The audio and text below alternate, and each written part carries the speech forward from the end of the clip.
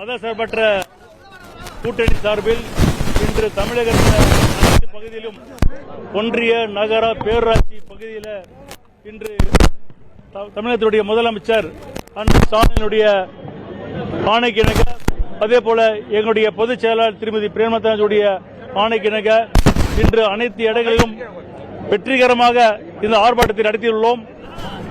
இந்த ஆர்ப்பாட்டத்தின் மூலியமாக பாத்தீங்கன்னாக்கா தமிழக மக்கள் பொதுவாக நடக்கின்ற ஆர்ப்பாட்டத்தில் கலந்துக்க மாட்டாங்க.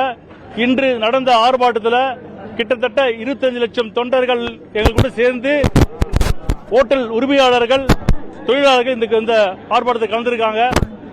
இது கண்டிப்பாக வருகின்ற தேர்தலில் அண்ணன் ஸ்டாலின் அவர்கள் பேர் சொல்லுவார், வருகின்ற தேர்தலில் திமுக 200 தொகுதியில் வெற்றி பெறும் என்று கூறுவார். இன்று தேமுதிக இந்த கூட்டணியில் வந்திருக்கு.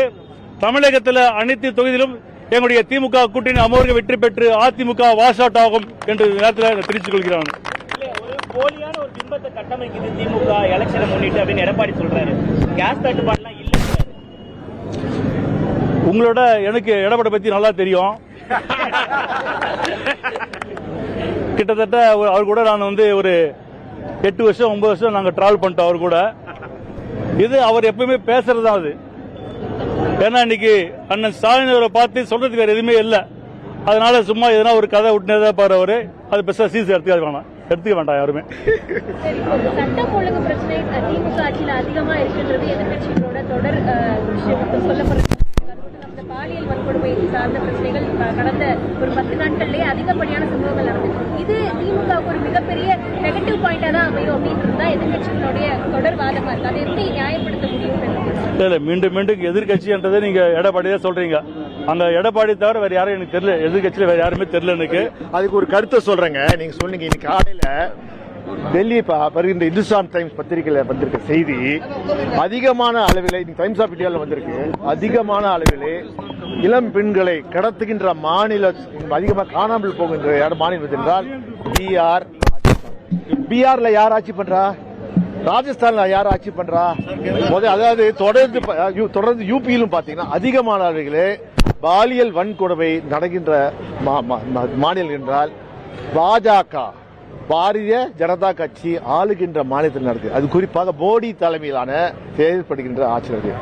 இதையெல்லாம் மறைப்பதற்கு ஒரு சமூகங்கள் நடப்பது இல்லை என்று நாங்கள் சொல்லவில்லை, இருக்கு. அதை இரும்பு கரம் கொண்டு தடுப்பவர் தான் நம் முதல்வர். இந்த சமூகங்களை தடுத்து மக்கள் விழிப்புணர்வு இருக்கணும், விழிப்புணர்வு எடுத்துக்கிறார்கள். அதற்கான அனைத்து முயற்சியும் எடுப்பவர் தான் இருக்கு. ஆனால் தேர்தல் சமயத்திலே வாய்க்கு வந்ததை பேசுகிறவர் தான் எடப்பாடி. நான் கேட்கிறேன், ஐயா எடப்பாடி அவர்களே, உங்க பொள்ளாச்சியில் என்னாச்சு? நீங்க என்ன பண்ணீங்க? பொள்ளாச்சி சம்பவத்தில் இன்னைக்கு என்ன செய்திகள்? வேடிக்கை தானே பார்த்தீர்கள். பிறகு திமுக சென்று பொதுநல வழக்குகளை போட்ட பிறகுதானே இந்த பொள்ளாச்சி நடந்த கொடுமை வன்கொடுமை வெளியே வந்தது.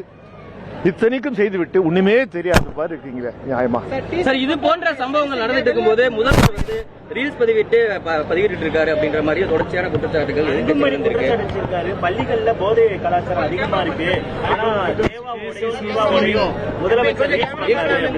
அதாவது கொடுமை என்னன்னா, சொந்த அப்பா சொல்றாங்க, இவன் தூங்கும் போது தலைவரிச்சு என்ன கொலை பாக்குறான் அன்புமணி என் பையன். என்ன இது ஒரு கேவலமான செயல் இருக்கா? உங்க சொந்த அப்பா உன்னை வளர்த்தது யார்? உன்னை மந்திரி ஆக்குறது யார்? உன்னை உலகத்துக்கு அடையாளம் காட்டியது யார்? ஓ அப்பா திரு ராமதாஸ் அவர்கள். திரு ராமதாஸ் கண் கலங்கி சொல்கிறார், என் மகன் அன்புமணி நான் தூங்கும் போது தொலைவாரியை மூச்சில் அடித்து என்னை கொலை செய்ய முயற்சிப்பார். இதைவிட கொடுமை கொடூரம் இங்கு இல்லை. ஏன் உன் சொந்த தந்தைக்கே நீ துரோகம் செய்திருக்கிறாய். அவரு இந்த பக்கம் எடப்பாடி யாரு? அவர் யார் அவரை வளர்த்து விட்டாரோ அவர்கள் கட்சிக்கே துரோகம் செய்திருக்கிறார். அதனால் சொல்கிறேன், இவர்களெல்லாம் தமிழ்நாட்டுக்கு துரோகம் அளிக்கின்ற மோடி கூட்டணி. மோடி கூட்டணி துரோக கூட்டணியா? தமிழ்நாட்டுக்கு நன்மை செய்கின்ற முத்துவேல் கருணாநிதி ஸ்டாலின் கூட்டணியா? இதெல்லாம் மக்களுக்கு சரி போது.